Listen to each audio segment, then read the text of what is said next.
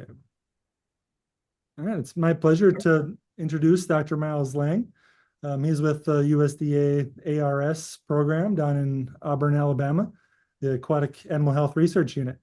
We're looking forward to hearing a bit of an overview of your program and 3 research talks from folks you work with. Oh, thank you so much, Nick. Yeah, I'm glad everybody's here today.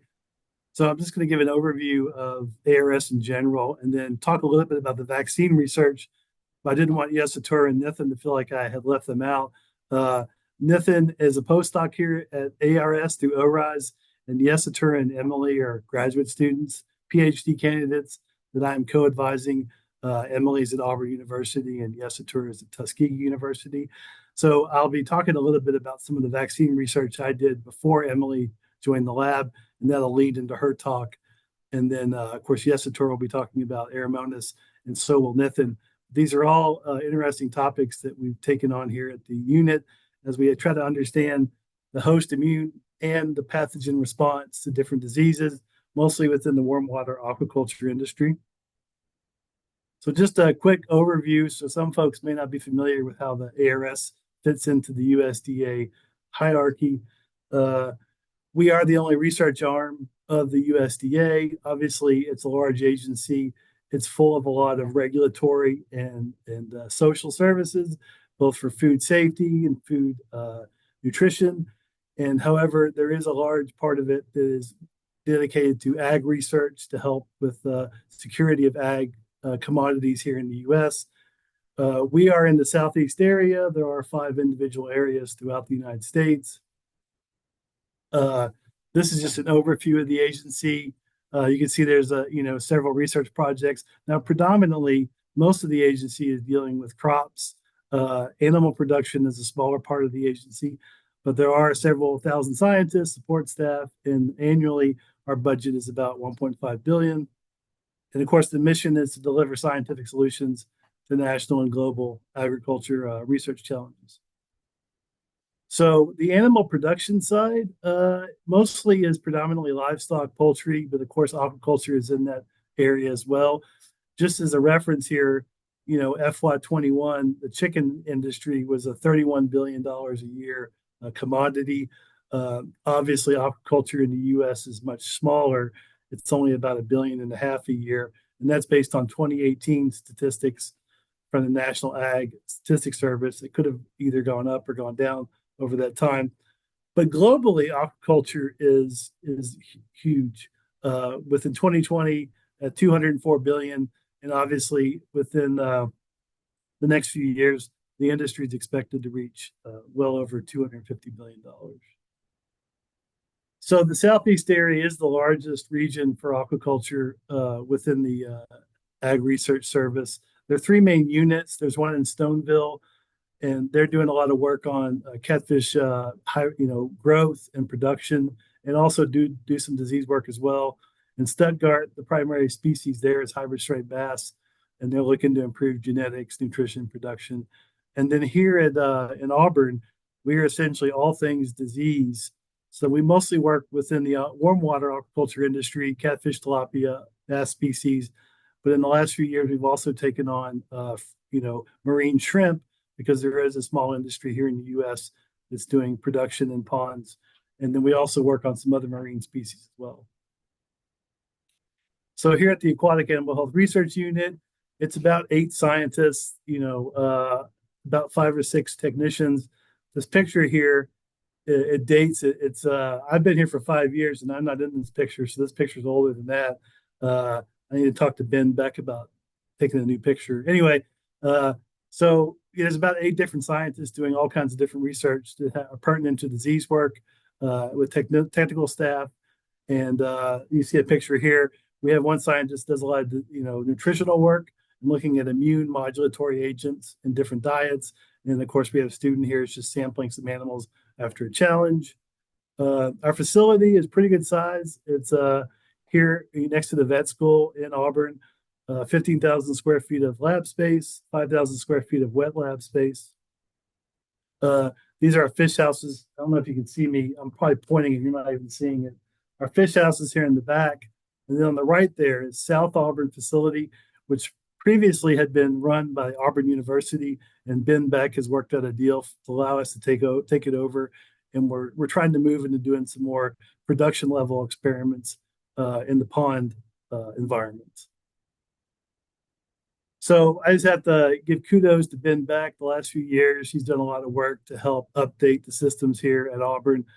We've put in a lot of new fish houses, these modular buildings, and what's been so good about them is that they're able to be catered to individual scientists and the needs they have. So on the left, these larger tanks are for holding fish during different studies. And then in the middle and the right are different challenge systems that we're using. It's just based on the needs of the scientists and the systems they prefer. Me personally, I've spent a lot of time using recirculating systems in the last couple of years because you'll hear we do a lot of vaccine work, and those studies tend to take several months. And so we found that we have the lower impact on water use and other impact on other things if we just use recirculating systems as opposed to flow through systems. So again, what we're here for is, we're doing a lot of work on the disease issues among the catfish industry. Obviously, they're still dominated by mostly bacterial gram-negative pathogens. Most of the work I'm doing now is on Flavobacterium covei, although we are doing some work on Aeromonas.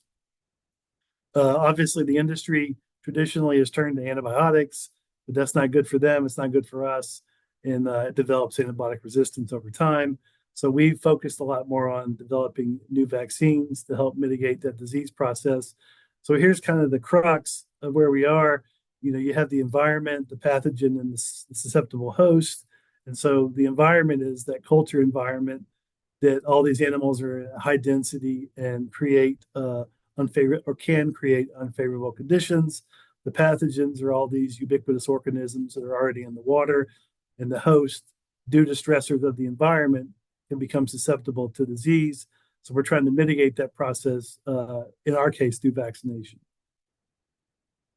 So this is just a kind of an overview of the different vaccine types. Obviously, over the years, the majority of the industry is focused on using live attenuated or killed bacterians, and the current licensed vaccines are live attenuated vaccines.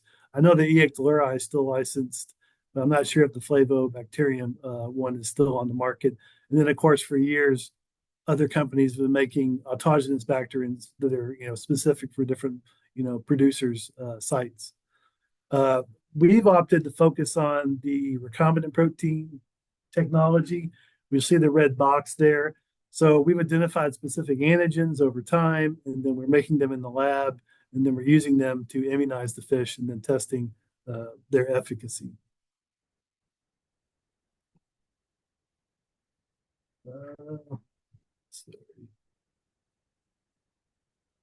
Okay, so basically, there's different ways you can, vaccinate fish. You can either inject them, which is cost prohibitive, especially in the catfish industry. And then, of course, there's bath immersion and oral administration. Bath immersion is what we've been doing. However, Emily will talk about how we're going to be moving into oral. Bath immersion is still complicated because you have to find a critical stage in the fingerling development where you can bath immerse them before you put them in the production ponds. And the timing on that can be difficult. Obviously, if we could just feed them the diet, we could do that at any time, any place, and as many times as we need to hopefully confer protection during the production cycle. And of course, the gold standard for any vaccine is still that you show protection when challenged with that organism. So we do a laboratory challenge, and then look for survival probability, looking at Kaplan-Meier. And then, of course, we're interested in the host immune response. So in the last few years, we've tried to develop kind of a suite of different assays where we could look for correlates of protection. My interest is predominantly in B-cell mediated immunity because that's what I have experience in, that's what I have training in. But obviously, there's also cell mediated, which we're trying to look into as well and develop assays to be able to identify that within the animal as well.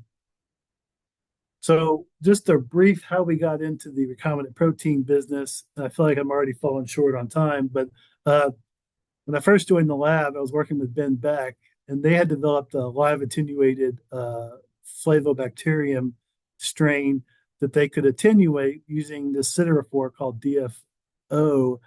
and they could attenuate how LV was growing in the lab. And then if you challenge fish, you could also show that when you iron limit the organism, that their virulence is attenuated. So we asked the question, is it possible that we could confer immune protection with LV35091 when it was iron attenuated? So we did this whole experiment and we were able to show, well, we immunized the fish and then we challenged them and we didn't see much of a difference in protection. But when we assayed those fish later, we did show that they all responded to different antigens within the whole cells. And long story short, I feel like I'm running short on time. We identified a specific protein called DNA-K that seemed to be the primary target. We assayed the mucosal antibodies, which were in the mucus in the skin explant secretion from the immunized fish and the control fish. So we ended up making this protein recombinantly, and then we immunized fish, and we could show protection. So the graph here is showing that we can protect fish as well with an individual recombinant protein as we can with the whole cell that's from the live attenuated organism. So we continue to develop this individual recombinant protein and tested different iterations of it. But we feel like we've reached the capacity of that individual antigen. You can only add so much protein to the water or so much protein to the diet.